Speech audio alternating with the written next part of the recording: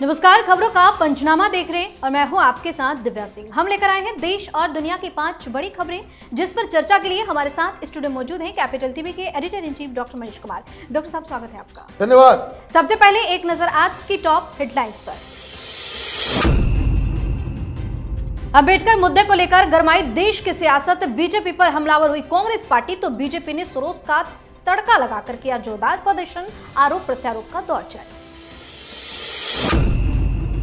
अंबेडकर मुद्दे पर संसद बनी अखाड़ा, धक्का मुक्की के बाद राहुल गांधी के खिलाफ दर्ज शिकायत, पीएम मोदी ने घायल सांसदों से फोन पर की बातचीत, रिजिजू बोले अगर हमने हाथ उठाया होता तो क्या। वन नेशन वन इलेक्शन के लिए जेपीसी का गठन, अनुराग ठाकुर, प्रियंका गांधी समेत कमेटी में 31 सदस्य शामिल, चर्चा के बाद सरकार को सौंपी जाएगी रिपोर्ट। चुनाव से पहले अरविंद केजरीवाल ने लॉन्च की संजीवनी स्कीम, 60 साल से ज्यादा उम्र के बुजुर्गों का होगा मुफ्त इलाज, पहले भी कर चुके हैं कई लुभावने वादे। संभल सांसद वर्ग के घर की काटी गई बिजली सप्लाई, 0 मीटर रीडिंग के बाद एक्शन में प्रशासन, चोरी के आरोप में दर्ज एफआईआर, पिता पर भी धमकी देने का आरोप।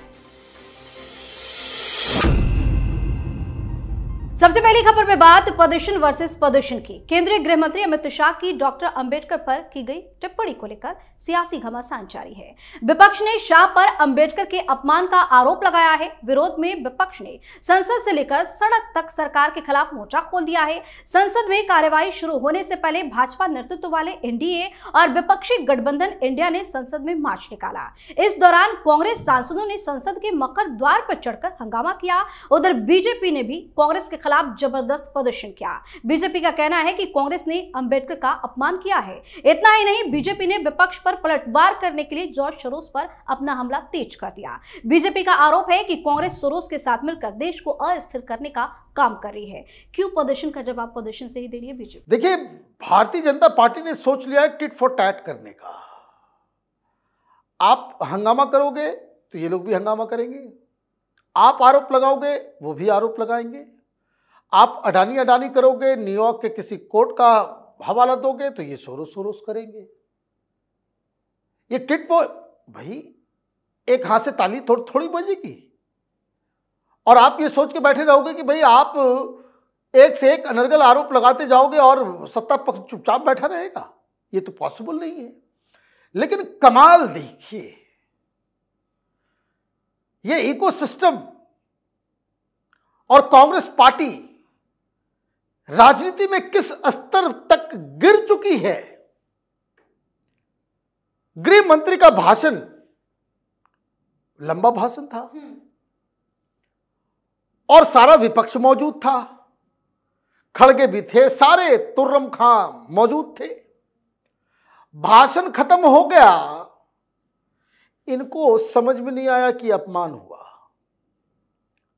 लेकिन किसी ने क्लिप को काटा, उनके भाषण को एडिट करके उधर का भी उड़ाया, इधर का भी उड़ाया और 12 सेकंड सिर्फ डाल दिया, जिसका कोई माने मतलब नहीं है। लेकिन उससे आपने राजनीति करने की ठान ली। ये स्तर आ गया है, ये स्तर आपका आ गया है राजनीति करने का।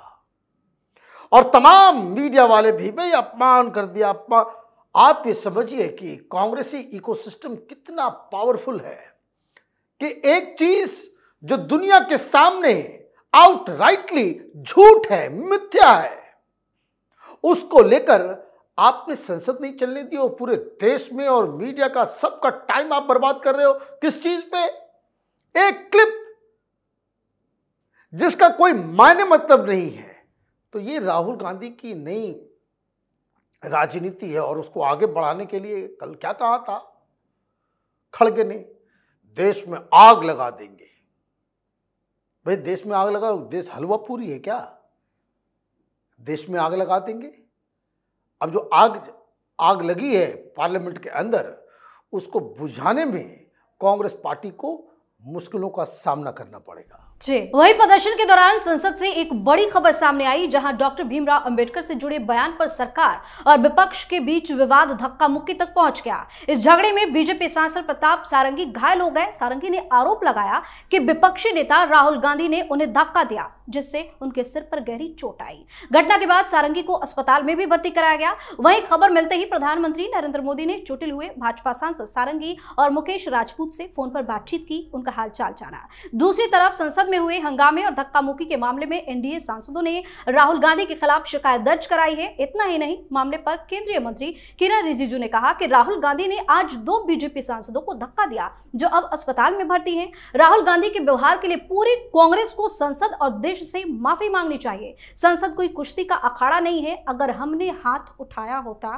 तो क्या होता? अब आगे क्या होगा? आगे एफआईआर दर्ज हो गया, अटेम्प्ट टू मर्डर केस डाला गया है। 2 गंभीर आरोप राहुल गांधी के ऊपर लगाए गए हैं। पहला अटेम्प्ट टू मर्डर का, जिसमें सारंगी साहब को चोट आई है, वो हॉस्पिटलाइज हुए हैं, खून निकल रहा है। और दूसरा, एक महिला सांसद ने आरोप लगाया है कि वो बहुत नज़दीक आ गए और चीखने लगे, चिल्लाने लगे। और सेक्सुअल हरासमेंट के जो नए डिफिनेशन, नए कानून के मुताबिक ये तो उसके अंदर कवर हो जाएगा। जिस सभापति महोदय का आप रिजिग्नेशन मांग रहे थे, उन्होंने कहा है कि इस मामले को गंभीर से लिया जाएगा। तो आप तो फंस गए, आप तो फंस गए। और इसको फंसाने के लिए, राहुल गांधी को फंसाने के लिए किसी को जरूरत नहीं है। वो खुद सामने आकर के मीडिया में कह रहे कि हाँ, हमने धक्का नहीं दिया, इन्होंने मुझे धक्का दिया और चोट लग गया।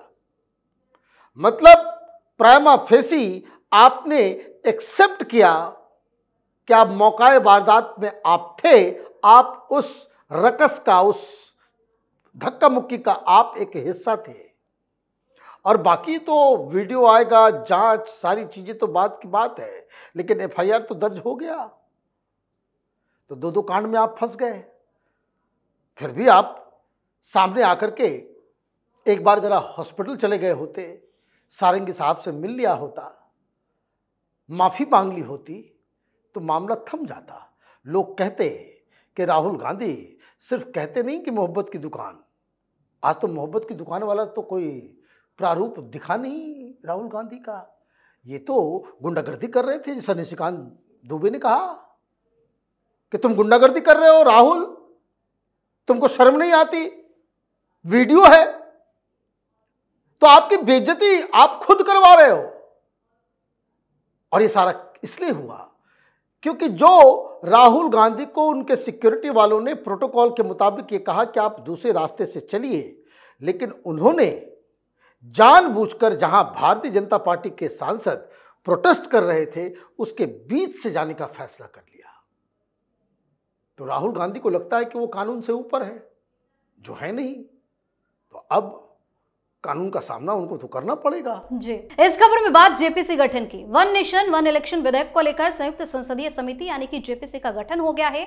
बीजेपी सांसद पीपी चौधरी की अध्यक्षता में 31 सदस्यीय ज्वाइंट पार्लियामेंट कमेटी का गठन किया गया है। लोकसभा से 21 और राज्यसभा से 10 सांसद मेंबर जेपीसी के सदस्य होंगे। लोकसभा के जिन सांसदों को जेपीसी का सदस्य बनाया गया है, उनमें प्रियंका गांधी, वासुदेव स्वराज, मनीष तिवारी, कल्याण बनर्जी शामिल है। बता दें कि यह कमेटी लोकसभा और राज्य विधानसभाओं के लिए एक साथ चुनाव कराने की रूपरेखा पर गहन विचार करेगी और तमाम पहलुओं को देखने के बाद समिति पक्ष, विपक्ष और विशेषज्ञों से चर्चा के बाद अपनी रिपोर्ट सरकार को सौंपेगी। जेपीसी का गठन तो हो गया, सरकार को रिपोर्ट कब तक सौंपी जाएगी? भाई, मैं तो बड़ा चिंतित हूं पीपी चौधरी साहब के लिए।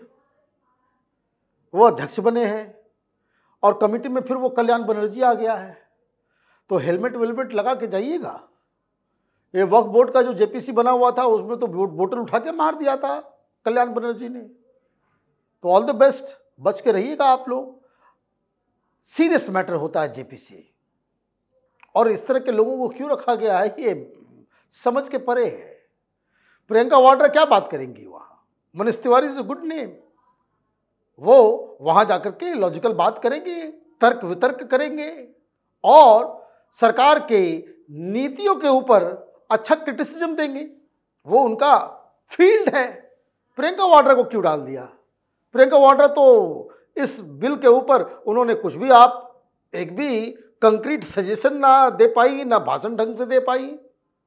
तो मुझे लगता है कि जेपीसी का काम शुरू होगा और जो जानकारी आ रही है कि आधा देश में ये इंप्लीमेंट 2029 के चुनाव में होगा और 2034 का जो लोकसभा चुनाव होगा, ये सरकार की प्लानिंग है कि 2034 में देश में एक साथ सारे असेंबलीज और लोकसभा का चुनाव होगा और इसी राह पे मोदी सरकार आगे बढ़ रही है। जी, और अब बात केजरीवाल की। दिल्ली के पूर्व मुख्यमंत्री और आम आदमी पार्टी के संयोजक अरविंद केजरीवाल ने चुनाव से पहले एक बड़ा ऐलान किया है। अरविंद केजरीवाल ने बुजुर्गों के लिए संजीवनी योजना शुरू करने की घोषणा की है। केजरीवाल ने कहा कि दिल्ली वालों के लिए संजीवनी लेकर आया हूं। दिल्ली में 60 साल से ज्यादा उम्र के बुजुर्गों को मुफ्त इलाज मिलेगा। इलाज का सारा खर्च दिल्ली सरकार उठाएगी। सरकारी या प्राइवेट अस्पतालों में फ्री इलाज होगा। कोई अपर लिमिट नहीं होगी। कोई APL BPL कार्ड नहीं चाहिए। इसका रजिस्ट्रेशन 2-3 दिन में शुरू हो जाएगा। ये केजरीवाल की गारंटी है और चुनाव के बाद आम आदमी पार्टी की सरकार बनने पर योजना बनाएगी और लागू होगी। घोषणाएं तो बड़ी बड़ी होती है, लेकिन गौर करने वाली बात यह है कि शर्त क्यों, चुनाव के बाद ही क्यों? देखिए, मुझे लग रहा है कि लोगों को ठगने का ये प्रयास है दो तरीके से। ऑलरेडी 60+ के लोगों को प्रधानमंत्री की जो योजना है उसमें ऑलरेडी उसको कवर किया जा चुका है, तो ये कोई नई घोषणा नहीं कर रहे हैं, नंबर 1। नंबर 2, मैं आज दिल्ली के एक विधानसभा में गया हुआ था। मोस्ट प्रोबेबली संडे रात 8 बजे या 6 बजे उसे हम रिलीज करेंगे।